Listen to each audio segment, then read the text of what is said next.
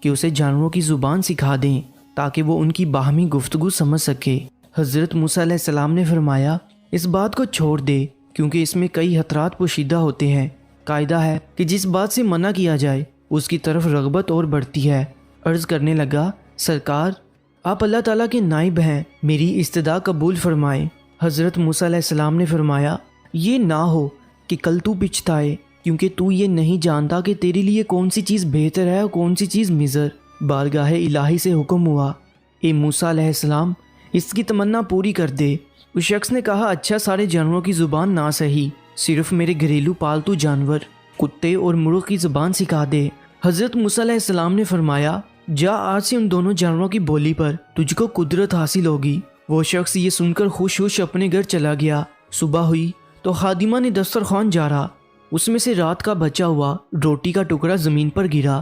مرغ وہ ٹکڑا اٹھا کر لے گیا۔ کتے نے کہا دوست تو دانہ دھنکا کھا کر اپنا پیٹ بھر لے گا، اگر روٹی کا ٹکڑا مجھے دے دے تو میرا گزارا چل جائے گا۔ مرغ نے کہا میاں صبر کرو، خدا تجھے بھی دے گا، کل ہمارے مالک کا گھوڑا مر جائے گا، تم پیٹ بھر کر کھائیو۔ وہ شخص ان دونوں کی گفتگو سن رہا تھا، وہ فوراً اٹھا، اس نے گھوڑا کھولا اور جا کر منڈی بیچ آیا اور نقصان سے اپنے آپ کو بچا لیا۔ دوسرے دن بھی روٹی کا ٹکڑا مرغ لے اڑا۔ کتے نے غصے میں آ کر مرغ سے کہا اے فریبی یہ دروغ گوئی کب تک چلے گی، تو جھوٹا ہے، ارے اندھے نجومی تو سچائی سے محروم ہے۔ مرغ نے جواب دیا وہ گھوڑا دوسری جگہ مر گیا، مالک نے نقصان سے بچنے کے لیے گھوڑا بیچ ڈالا تھا، فکر نہ کر کل اس کا اونٹ مر جائے گا اور تو خوب پیٹ بھر کر کھانا۔ یہ سن کر مالک اٹھا اور اونٹ بھی بیچ آیا۔ اس طرح اس نے اس کے مرنے کے غم اور نقصان سے اپنی جان بچا لی۔ تیسرے دن پھر ایسا ہی واقعہ پیش آیا تو کتے نے مرغ سے کہا ارے کم بخت تو جھوٹوں کا بادشاہ ہے، آخر کب تک تو مجھے فریب دیتا جائے گا۔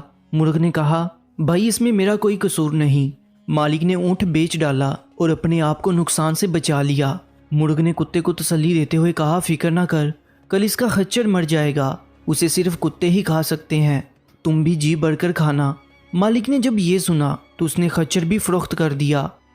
مالک اپنی ہوشیاری پر بے حد خوش تھا کہ وہ یک کے بعد دیگرے 3 حادثوں سے بچ گیا اور کہنے لگا جب سے میں نے مرغ اور کتے کی زبان سیکھی ہے قضاء و قدر کا رخ پھیر دیا ہے۔ چوتھے دن کتے نے مرغ سے کہا اے مرغ وہ تیری پیشین گوئیاں کیا ہوئی، یہ تیری مکاری اور جھوٹ کب تک چلے گا؟ مرغ نے کہا توبہ توبہ، یہ غیر ممکن ہے کہ میں یا میرا کوئی ہم جنس جھوٹ بولے، ہماری قوم تو موزن کی طرح راست گو ہے، ہم اگر غلطی سے بے وقت اذان دے بیٹھے تو مارے جائیں۔ مالک نے اپنا مال تو بچا لیا لیکن اس نے اپنا خون کر لیا۔ ایک نقصان 100 نقصان کو دفع کرتا ہے، جسم اور مال کا نقصان جان کا صدقہ بن جاتا ہے۔ بادشاہوں کی عدالت سے سزا ملے تو مال کا جرمانہ ادا کر کے جان بچ جاتی ہے، لیکن قضاء الہی کے بید سے بے خبر ہوتے ہوئے بھی جو آدمی اپنا مال بچاتا ہے وہ محض نادان ہے۔ اگر وہی مال اس پر سے صدقہ ہو جاتا تو شاید اس سے بلا ٹل جاتی۔ اب کل یقیناً مالک خود مر جائے گا، اس کے وارث اس کی وفات پر گائیں ذبح کریں گے، بس پھر تمہارے وارے نیارے ہیں۔ گھوڑے، اونٹ اور خچر کی موت اس نادان کی جان کا صدقہ تھا۔ وہ مال کے نقصان سے تو بچ گیا لیکن اپنی جان گنوا بیٹھا۔ مالک مرغ کی باتیں غور سے سن رہا تھا۔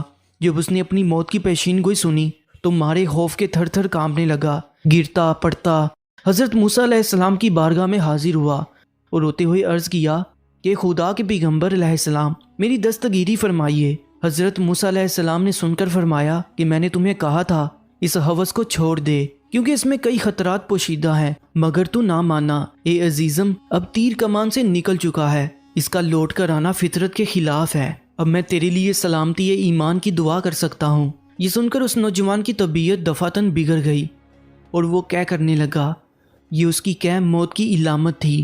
اس کو گھر لے جایا گیا، گھر پہنچتے ہی وہ مر گیا۔ پیارے دوستو، اس میں درس حیات یہ ہے کہ انسان کو نہ کسی بیماری میں مایوس ہونا چاہیے اور نہ ہی کسی مادی نقصان پر زیادہ غم کرنا چاہیے۔ ہر بیماری اور نقصان میں کوئی بید ہوتا ہے۔ جسم کی بیماری یا مال کا نقصان کسی بڑی مصیبت کا صدقہ بن جاتا ہے اور اس کو ٹال دے